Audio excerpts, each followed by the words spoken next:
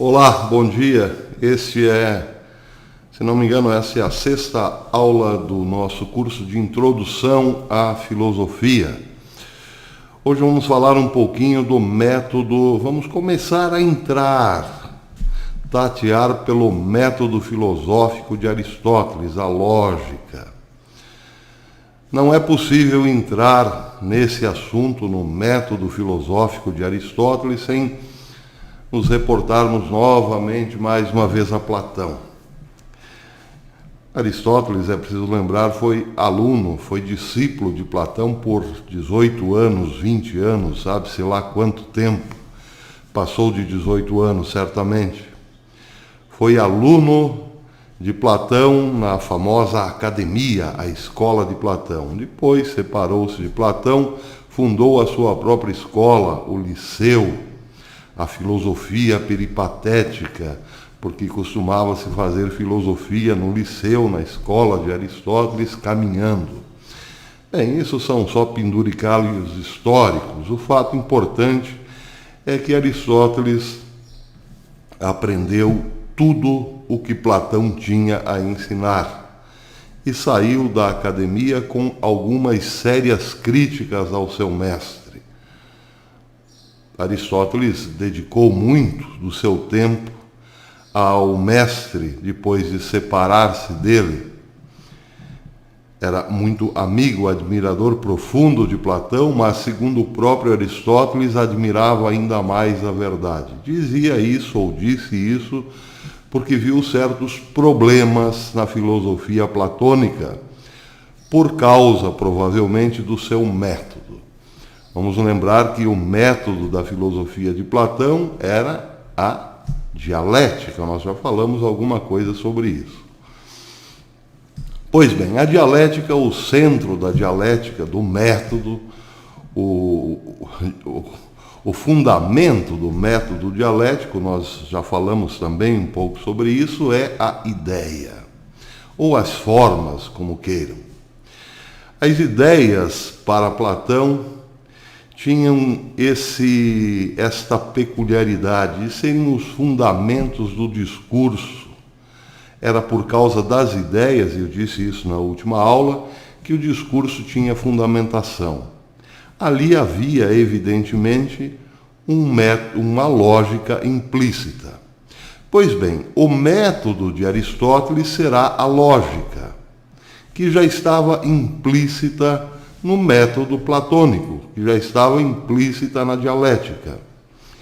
Bem, para a elaboração do método, Aristóteles dedica-se a expor as leis que permitem uma inferência a partir de outra inferência.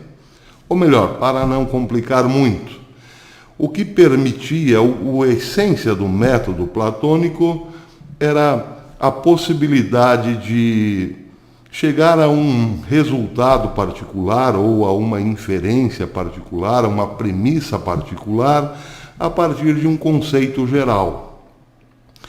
Mas a preocupação de Aristóteles era saber por que exatamente se podia passar de um conceito universal para uma premissa particular. Porque, evidentemente, essas coisas estavam sustentadas numa lei interna do discurso. E o método aristotélico começa a partir daí, investigar essas leis e torná-las compreensíveis. As leis estão implícitas na inferência lógica, ou melhor, as leis do discurso são inerentes ao discurso, evidentemente. Todo e qualquer discurso segue esse padrão, tem uma lei interna. Uma vez rompida essa lei, o discurso torna-se incompreensível, ou falso, ou etc.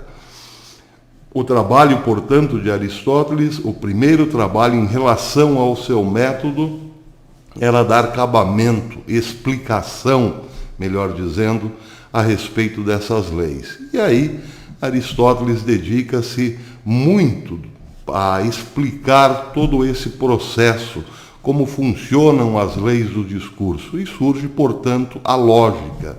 ela é desenvolvida basicamente por Aristóteles, a chamada lógica aristotélica. Nós vamos entrar nisso futuramente, mas aqui um ponto inicial antes de chegarmos exatamente nesse assunto, no tema do método propriamente. O que o método nos sugere é que todo discurso, para fazer sentido, precisa ser existencial. As leis do discurso podem trabalhar com termos vazios, elas podem ser aplicadas a termos vazios, mas não é essa a intenção de Aristóteles. Porque se pegarmos a estrutura, por exemplo, do silogismo categórico, nós veremos isso mais adiante, podemos ver que ele se aplica também a discursos falaciosos. Portanto, não é o método que vai trazer conhecimento, mas o método é um apoio ao que se vive. Sim, um apoio ao discurso existencial, o discurso que traz elementos existenciais.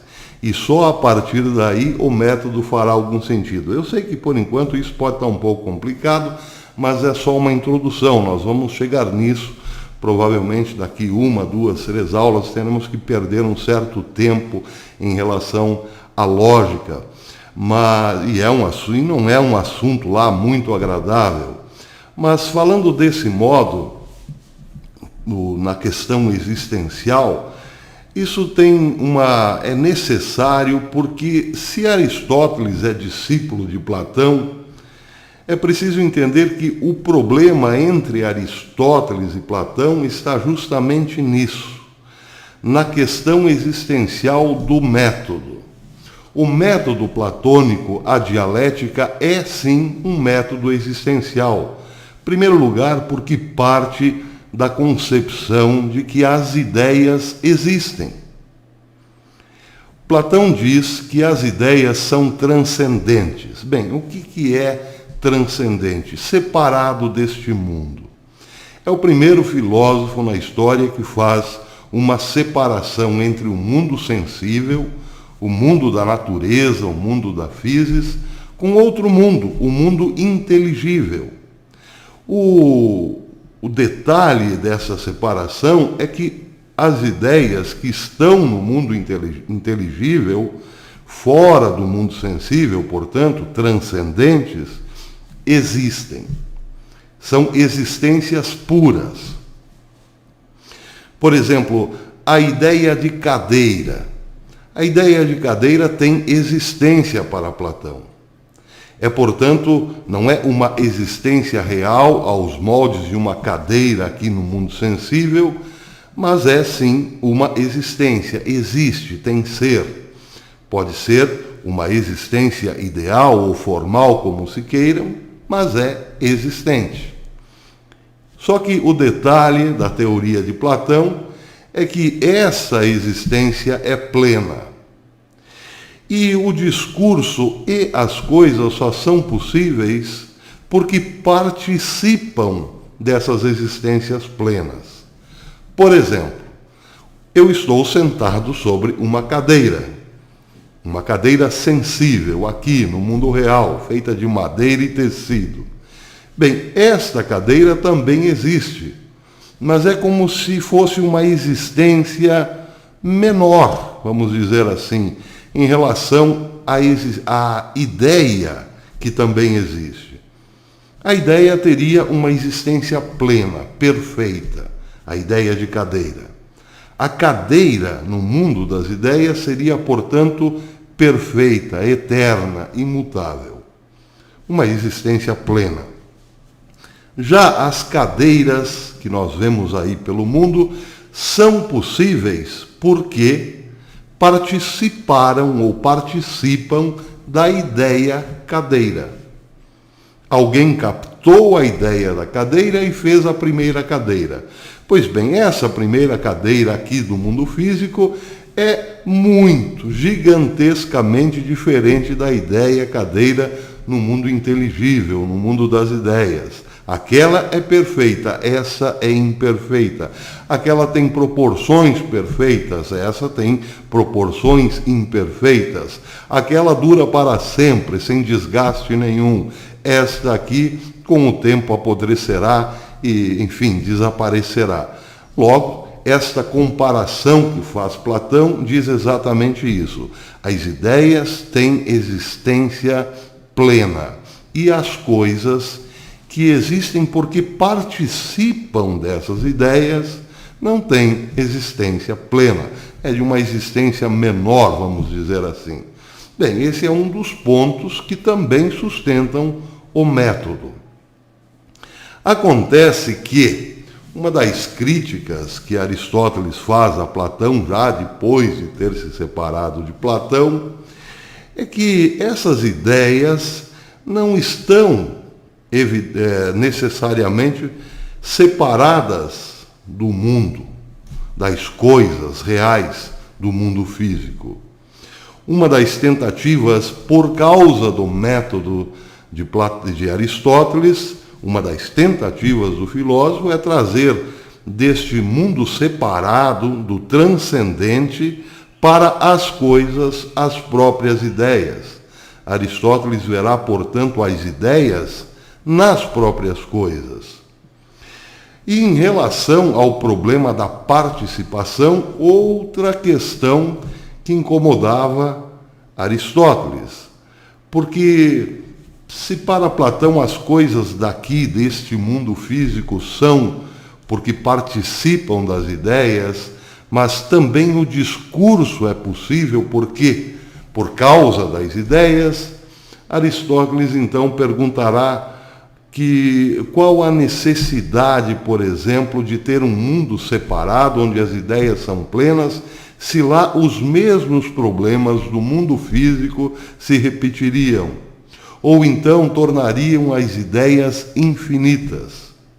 Por exemplo, se duas coisas parecidas, semelhantes, são semelhantes porque participam de uma mesma ideia, Aristóteles colocará o problema da semelhança. Bom, a semelhança entre duas coisas exige também a participação numa ideia de semelhança. E a semelhança da semelhança exigiria a participação em outra ideia de semelhança e assim ao infinito, tornando praticamente incompreensível o mundo das ideias. Essa é uma das objeções que faz Aristóteles a Platão. Mas o problema mesmo, a diferença mesmo da lógica do método aristotélico com o método platônico é que na lógica, no método de Aristóteles, a participação, ou melhor dizendo, a possibilidade do discurso está fundamentalmente numa lei que depende, sim, de uma compreensão da realidade e não de uma inteligibilidade acima do mundo natural ou fora do mundo natural. O método aristotélico só funciona a partir da vivência. Eu vou dar um caso aqui que é o mais usado em filosofia pelo próprio Aristóteles. O que é um método aristotélico? Bem, o método aristotélico é a lógica formal, basicamente isso, a inferência lógica. Está ligado à inferência lógica, que é exatamente isso, partir de uma proposição de um conceito universal para um conceito particular e, finalmente, uma prova. Ele dá um exemplo. Sócrates todo homem é mortal. Bem, o que é o todo homem? Todo homem é um conceito universal, um conceito amplo. Todo quer dizer tudo. Portanto, é o maior de todos os conceitos. Ou nenhum quer dizer exatamente o mesmo, só que é o contrário. É tão universal, só que de forma negativa, quanto o primeiro. Mas o exemplo é o seguinte: todo homem é mortal. Sócrates, a segunda premissa extraída do conceito geral, é homem. Essa já é uma premissa particular. Sócrates se refere a um indivíduo particular, é homem. E a conclusão, portanto, a que chega o silogismo categórico é que, portanto, Sócrates é mortal. Se todo homem é mortal, Sócrates é homem, a conclusão é que Sócrates também é mortal. Bem, o que isso nos diz imediatamente? Nos diz que esta estrutura, este método só funciona numa relação direta com a realidade. Ou seja, só funciona de modo existencial, tanto quanto era a necessidade de Platão, mostrar que as ideias que fundamentam os discursos existem e, portanto, a nossa capacidade de compreendê-las ou de alcançá-las é o processo existencial que fundamenta o discurso, a inteligência e assim por diante. O mesmo repetirá aí Aristóteles no seu método, que nós não vimos nada ainda, mas vamos entrar nisso daqui para frente. O método só funciona a partir da existência.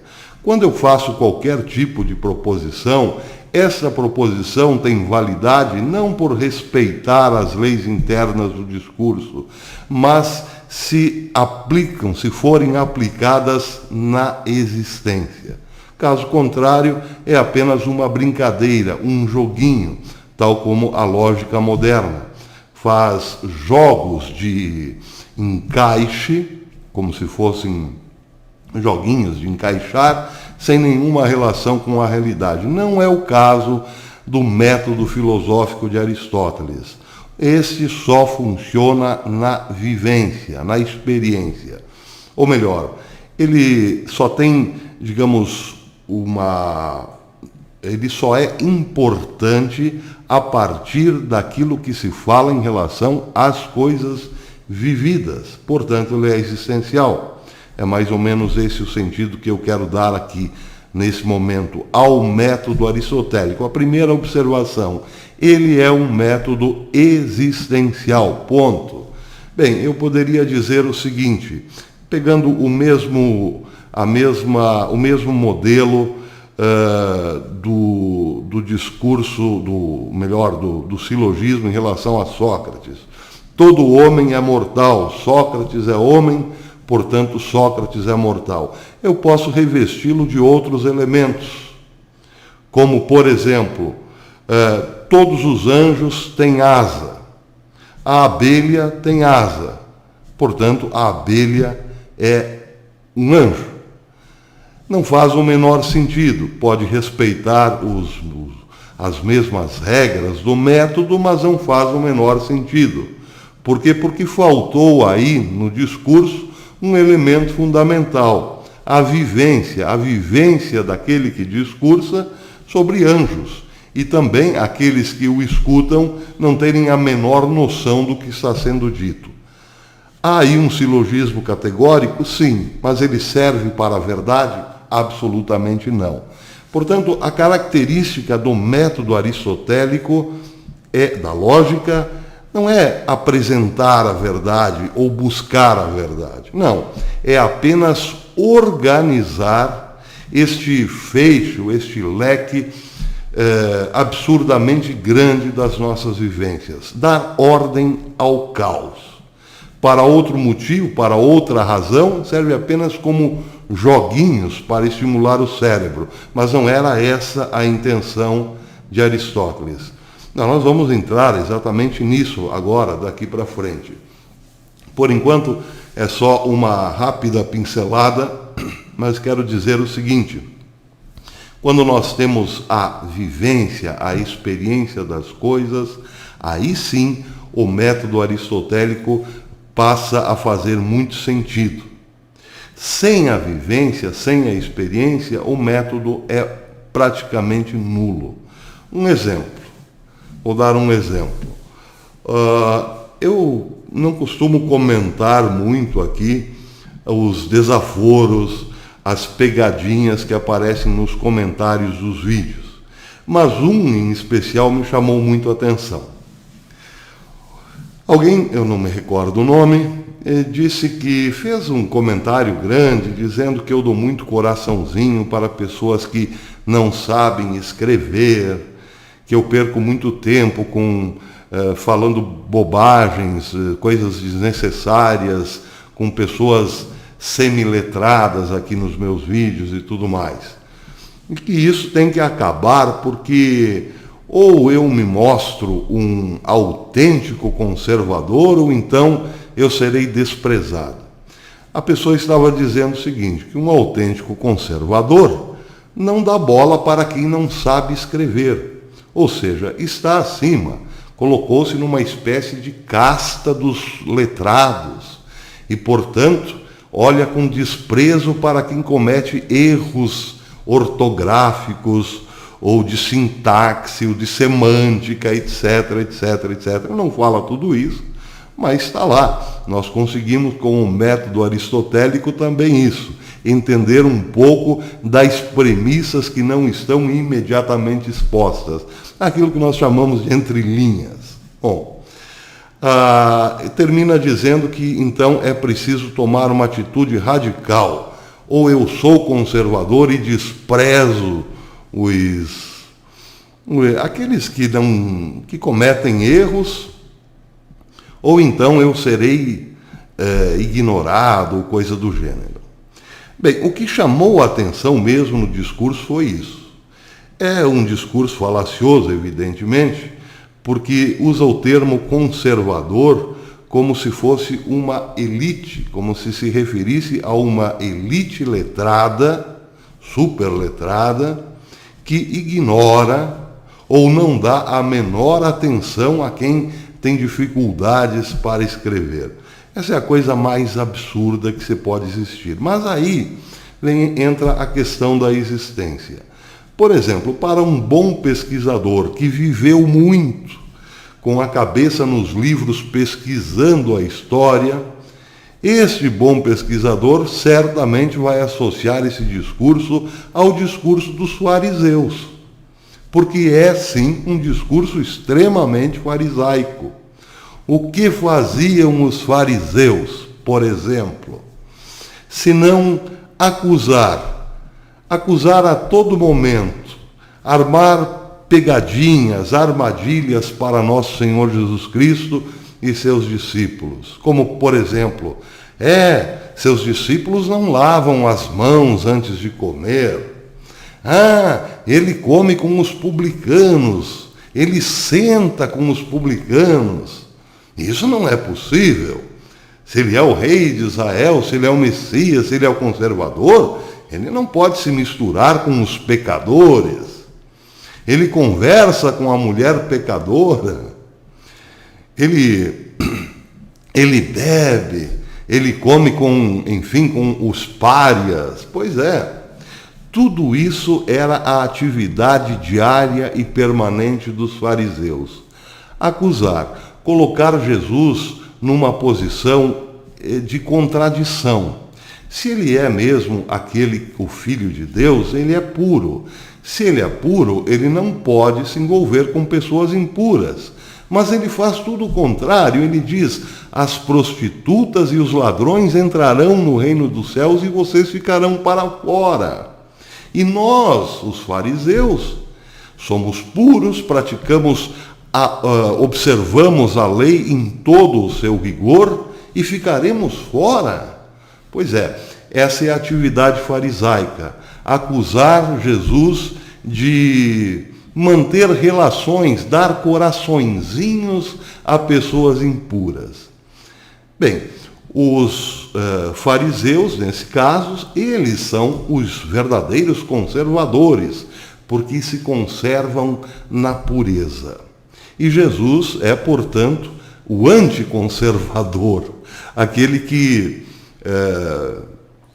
de certo modo, trai os pilares do conservadorismo. Bom, aí acontece um erro de interpretação. O conservadorismo está fundamentalmente ligado a guardar, a preservar, a conservar a palavra de nosso Senhor Jesus Cristo.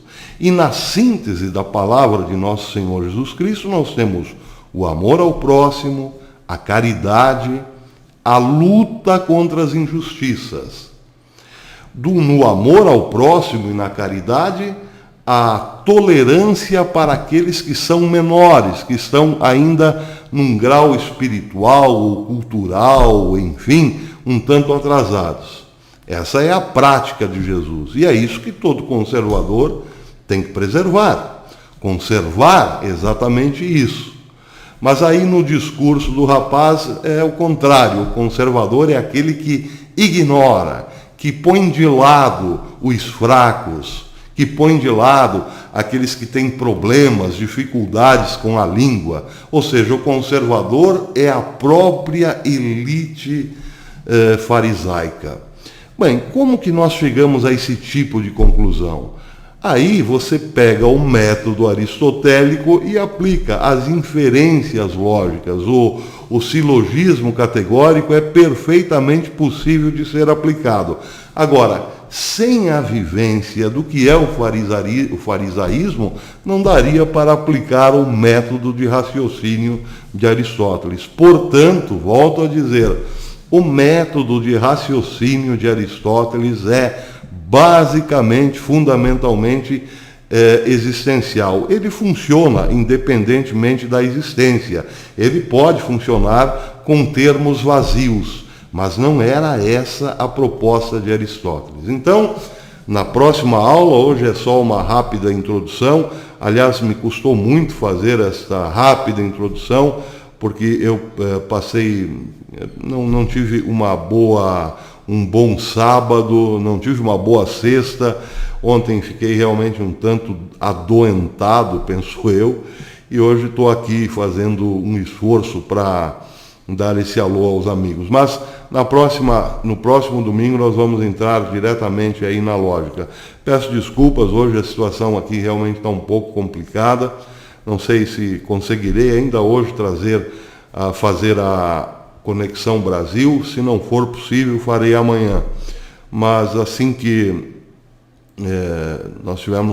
assim que eu tiver um pouco melhor, eu volto aí com as informações, pelo menos as mais importantes do dia. Se não der para fazer o Conexão Brasil, só amanhã. É isso aí. Por enquanto é isso. A próxima aula, então, vai ser apenas para os membros inscritos no curso de filosofia. Essa, por enquanto, aberta, mas é a última. É isso aí, meus amigos. Até depois.